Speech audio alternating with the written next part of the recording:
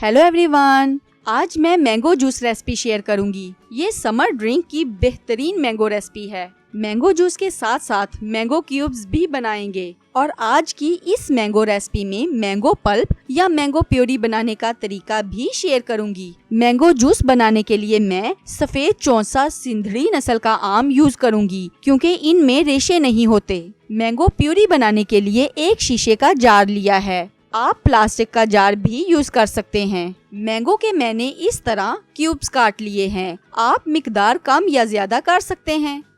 पानी लिया है तकरीबन 1 कप, जिसे हस्बे जरूरत इस्तेमाल करेंगे। शहद लिया है 2 खाने के चम्मच। आप इसकी जगह चीनी, ब्राउन शुगर या फिर शक्कर भी इस्तेमाल कर सकते हैं। मैंगो जूस बनाने के लिए सबसे पहले हम ग्राइंडर में मैंगो क्यूब्स ऐड करेंगे, फिर थोड़ा सा पानी ऐड करेंगे, तकरीबन आधा कप। अब शहद ऐड करेंगे। इसे हम अच्छे से ग्राइंड करेंगे। इसका इस तरह गाढ़ा सा पेस्ट बना लें। अब इसे आइस क्यूब्स ट्रे में भर लेंगे। नॉर्मल साइज के क्यूब्स बेहतर रहते हैं। अब इसे फ्रीज कर लेंगे। बाकी तमाम प्यूरी जार में भर लें। मैंगो प्यूरी को ज्यादा देर तक फ्रिज में रखकर यूज नहीं किया जा सकता क्योंकि इसका जायका और कलर तब्दील हो जाता है, जबकि फ्रीज्ड मैंगो क्यूब्स को ज्यादा देर तक भी सेव किया जा सकता है क्योंकि फ्रीज होने की वजह से इनका जायका और कलर तब्दील नहीं होता।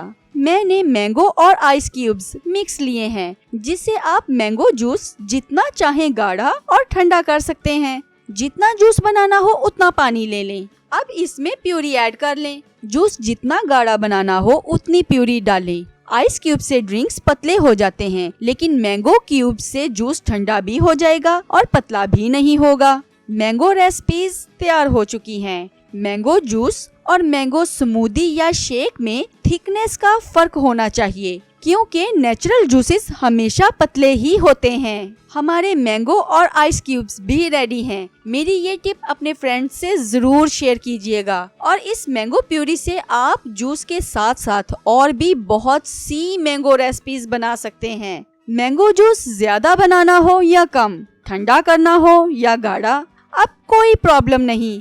इजाजत दीजिए। अल्लाह हाफिज।